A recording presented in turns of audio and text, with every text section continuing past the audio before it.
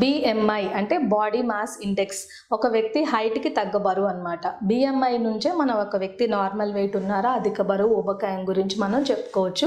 బిఎంఐని లెక్క పెట్టాలంటే weight in kgs divided by height in meter square అనమాట. దీన్ని బట్టి మనకి బిఎంఐ వచ్చేస్తుంది. ఒక వ్యక్తి నార్మల్ బిఎంఐ 25 లోపు ఉండాలి. 25 నుంచి 29 వరకు ఉంటే దానిని అధిక బరువు అంటాము. 30 దాటేస్తే వాళ్ళని ఊబకాయంగా పిలుస్తూ ఉంటాము.